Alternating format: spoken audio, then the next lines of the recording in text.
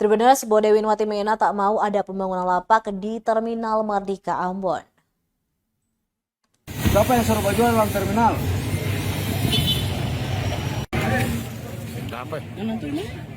Penjabat Wali Kota Ambon, Bodewi Watimena menegaskan tidak setuju pembangunan lapak di dalam Terminal Mardika Ambon. Menurutnya yang namanya terminal harus difungsikan sebagaimana mestinya, yakni untuk keluar masuknya angkutan kota.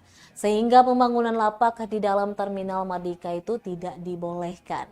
Meski begitu, akhir dari lanjut atau tidaknya pembangunan ini akan diputuskan melalui rapat koordinasi.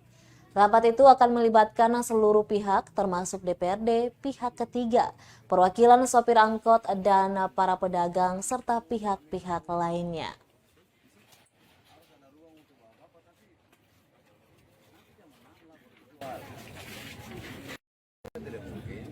Mengambil kebijakan bukan saja masyarakat luas yang mengeluh, pedagang juga ada yang mengeluh karena bangunannya ada.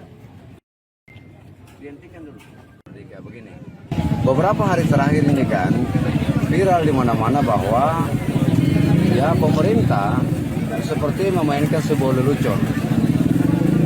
Lapak-lapak baru dibongkar, kemudian dibangun kembali. Nah ini yang kami mau memastikan kepada publik bahwa sebenarnya ada miskomunikasi di sini. Pemerintah kota tidak pernah punya kebijakan untuk membangun lapak yang baru. Kami sadari sungguh bahwa ada kewenangan-kewenangan yang mesti kita dudukan bersama, ya. Karena kami sadari sungguh bahwa ini milik provinsi. Jangan, saya tidak mau dibenturkan antara provinsi dan kota. Kita mesti duduk bersama membicarakan secara baik supaya di mana kewenangan-kewenangan kita, yaitu yang kita lakukan. Nah, kami meminta untuk dihentikan dulu sementara pembangunan lapak-lapak ini. Karena akibat daripada persoalan ini sudah masuk ke mekanisme pemerintahan melalui DPRD Kota Ambon dan juga nanti DPRD Provinsi. Jadi biarkan kita membahasnya dulu. Kalau sudah ada kepastian, kami pasti akan menyampaikan kepada publik. Siapa yang suruh jual dalam terminal?